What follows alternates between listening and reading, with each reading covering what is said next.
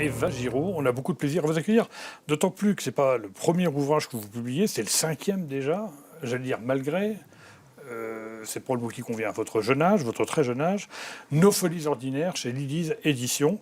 Alors, Nos folies ordinaires, effectivement, des folies qui peuvent concerner tout le monde, finalement, à travers la vie d'un personnage qui s'appelle Jean, qui est prédestiné à avoir une brillante carrière d'avocat, et là, tout va se bouleverser au niveau de sa vie. Oui, ça va se bouleverser grâce aux rencontres qu'il va faire dans le livre, notamment dans son immeuble, avec tous ses voisins à qui il n'osait pas parler au départ et à qui finalement il va finir par s'ouvrir, un petit peu par la force des choses.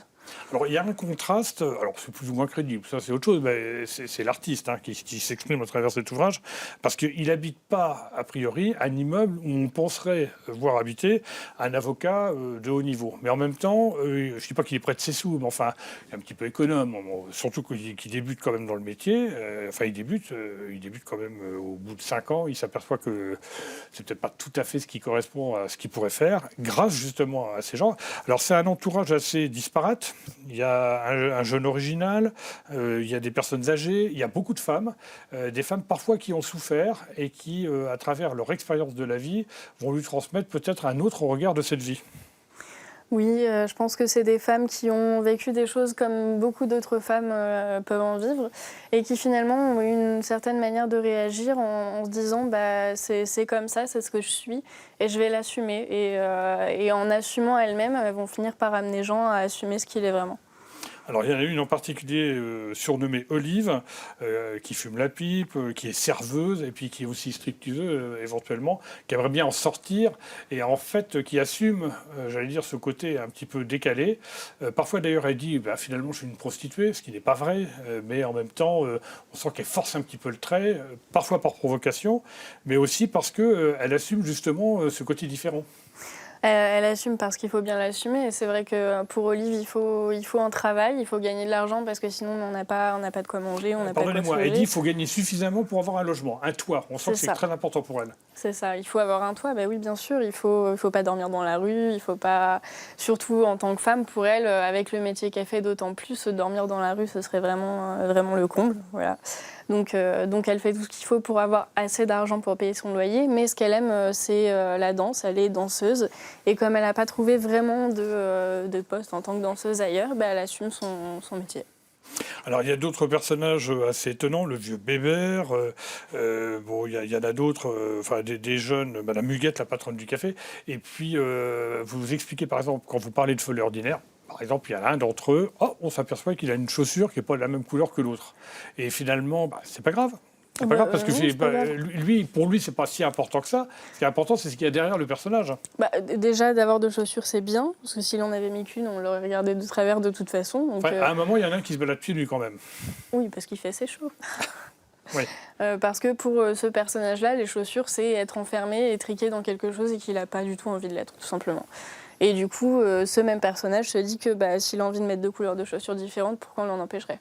Oui, absolument, ça n'empêche pas les autres de fonctionner et de vivre normalement. Alors je disais, vous êtes très jeune, et moi ce qui m'a un peu surpris à travers votre jeunesse, c'est que vous vous intéressiez justement au fond des gens. Souvent dans la jeunesse, on a un peu l'impression, d'ailleurs, parfois ça crée des drames dans les établissements scolaires, les jeunes qui ne sont pas tout à fait en phase avec les autres, finalement, et c'est une des raisons pour lesquelles ils cherchent à ressembler aux autres, ils sont malheureux, et parfois ça peut aller très loin. Et vous pensez que dans la société c'est la même chose ? En général, pas uniquement chez les jeunes. Vous savez, moi, dans la vie, je suis encore un bébé, comme dans le milieu littéraire, mais si j'ai compris une chose, c'est que c'est pas parce qu'on n'arrive pas à rentrer dans une case qu'on peut pas être heureux. Il faut simplement arriver à l'assumer. Et parfois, c'est difficile, mais on y arrive.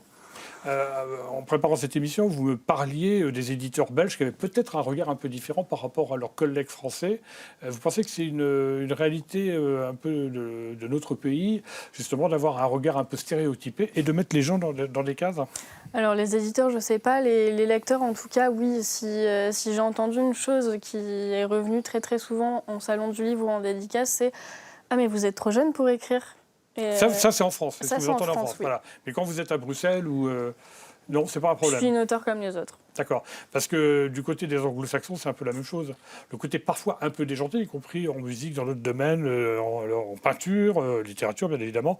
On a l'impression qu'il n'y a pas les mêmes systèmes qui étriquent un petit peu la façon de fonctionner sur le plan culturel.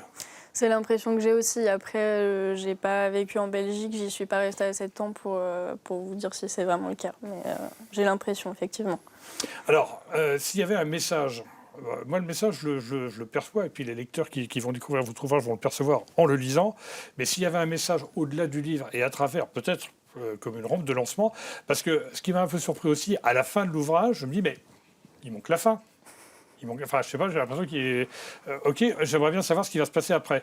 Alors, en fait, pourquoi vous avez fonctionné comme ça? Parce que justement, vous voulez laisser des pistes pour les lecteurs.